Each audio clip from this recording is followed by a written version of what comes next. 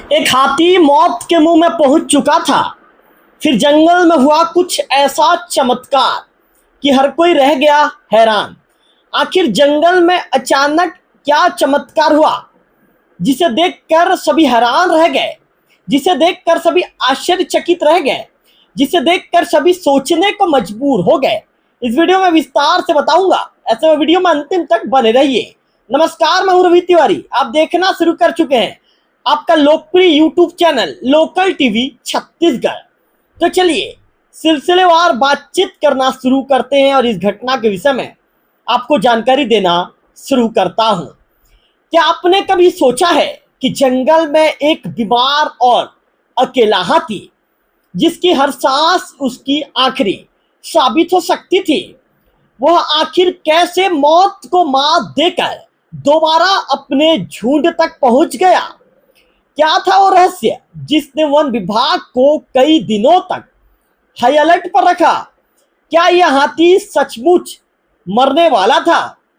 क्या इसने सच में मौत को मात देकर नई जिंदगी पाई है, या फिर समय रहते हुआ एक ऐसा ऑपरेशन जिसने ना सिर्फ उसकी जान बचाई बल्कि एक बड़े मानव हाथी संघर्ष को भी टाल दिया?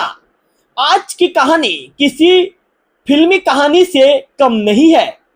वीडियो को अंत तक जरूर देखिए, क्योंकि आखिर में आपको पता चलेगा कि इस हाथी को उसके झुंड ने दोबारा कैसा अपना लिया। तो चलिए, आज की विशेष खबर गरियाबंद जिले के उदंती सीता नदी टाइगर रिजर्व से सामने आई है, जहां वन विभाग, हाथी मित्र दल और पशु चिकित्सकों की सतर्कता ने एक युवा नर हाथी की जान बचाकर वन्य जीव संरक्षण का एक प्रेरणादायक उदाहरण पेश किया है।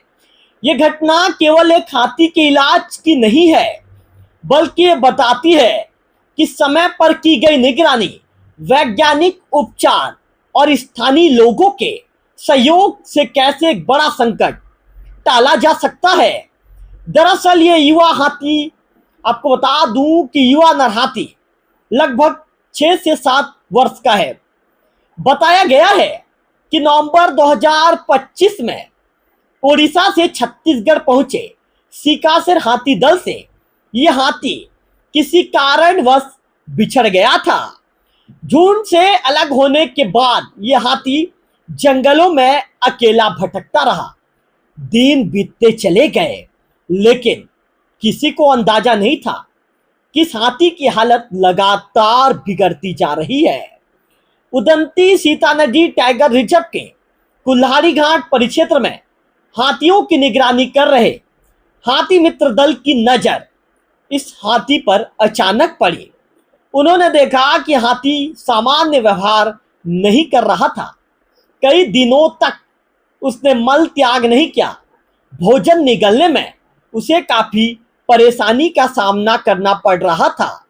यही से वन विभाग को समझ में आ गया कि मामला बेहद गंभीर है, और इस मामले को समझते हुए उस मामले के तह तक हमें जाना होगा और समझना होगा कि आखिर हाथी को क्या दिक्कत और क्या परेशानी है, जिसके चलते हाथी को भोजन निकलने में दिक्कत हो रहा है और हाथी ने कई दिनों तक मल त्याग भी नहीं किया है। इस बीच हाथी लगातार लंबी दूरी तय करता हुआ कुल्हाड़ी घाट से धवलपुर वन मंडल और फिर उदंती सीता नदी टाइगर रिजर्व के अरसी कन्हार परिक्षेत्र तक पहुंच गया। स्थिति की गंभीरता को देखते हुए उदंती सीता नदी टाइगर रिजर्व के उप संचालक वरुण जैन जी ने तत्काल विशेष चिकित्सा टीम का गठन किया। वरिष्ठ पशु चिकित्सक डॉक्टर पी.के. चंदन जी और डॉक्टर राकेश वर्मा जी को तत्काल मौके पर बुलाया गया। वन कर्मचारियों के साथ ही चिकित्सकों ने संयुक्त रूप से हाथी की जांच शुरू कर दी। अरसी कन्हार क्षेत्र में हाथी की उल्टी के नमूने एकत्रित किए गए। इन नमूनों को कृमि संक्रमण और अन्य संभावित बीमारियों की जांच के लिए प्रयोगशाला भेजा गया। इसके बाद तौरेंगा परिक्षेत्र में लगभग 5 से 7 दिनों तक हाथी का लगातार उपचार किया गया। वन अमला 24 घंटे हाथी की निगरानी करता रहा। डॉक्टरों ने हाथी की हर गतिविधि पर लगातार नजर बनाकर रखी। धीरे धीरे हाथी की हालत सुधरने लगी। करीब 10 से 15 दिनों के भीतर उसने नरम मक्का खाना शुरू कर दिया। यही वो पल था जब वन अधिकारियों को भरोसा हुआ कि अब हाथी पूरी तरह खतरे से बाहर निकल चुका है। लेकिन लेकिन ध्यान से सुनिए, कहानी यहां खत्म नहीं हुई। जनवरी और फरवरी 2026 में अखिल भारतीय बाघ आकलन AITE 2026 के तहत लगाए गए टैप कैमरे में यही हाथी कई बार स्वास्थ्य अवस्था में दिखाई दिया। इन तस्वीरों ने साफ कर दिया कि इलाज पूरी तरह सफल रहा। हाथी अब सामान्य रूप से जंगल में विचरण कर रहा था। और फिर अप्रैल 2026 का वो पल आया जिसका सभी को इंतजार था। सिकासेर हाथी दल ने इस युवा नर हाथी को दोबारा अपने झुंड में स्वीकार कर लिया। विशेषज्ञों का कहना है कि यदि समय रहते उपचार नहीं किया जाता तो एक कमजोर हाथी भोजन की तलाश में गांव की ओर पहुंच सकता था, जिससे गंभीर मानव हाथी संघर्ष की स्थिति बन सकती थी। लेकिन वन विभाग, हाथी मित्र दल और पशु चिकित्सकों की सतर्कता ने इस खतरे को टाल दिया।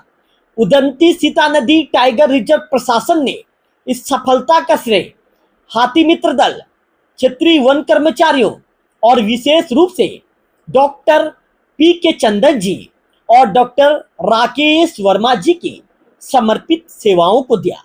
ये घटना साबित करती है कि वैज्ञानिक निगरानी, त्वरित चिकित्सकीय हस्तक्षेप और स्थानीय समुदाय की भागीदारी से न केवल वन्य जीवों की जान बचाई जा सकती है, बल्कि मानव और वन्य जीवों के बीच होने वाले संघर्ष को भी प्रभावी ढंग से रोका जा सकता है। अगर आपको ये खबर प्रेरणादायक लगी हो तो वीडियो को लाइक कीजिए, शेयर करेंगे तो जानकारी और भी लोगों तक पहुंचेगी, और लोकल टीवी छत्तीसगढ़ को सब्सक्राइब करेंगे तो इस तरह के ताजा तरीन अपडेट खबरें सबसे पहले आपके मोबाइल के स्क्रीन पर आपको देखने को मिलेगा। फिलहाल इस वीडियो में इतना ही। अगले वीडियो में फिर होगी आपसे मुलाकात। तब तक बने रहिए लोकल टीवी छत्तीसगढ़ के साथ।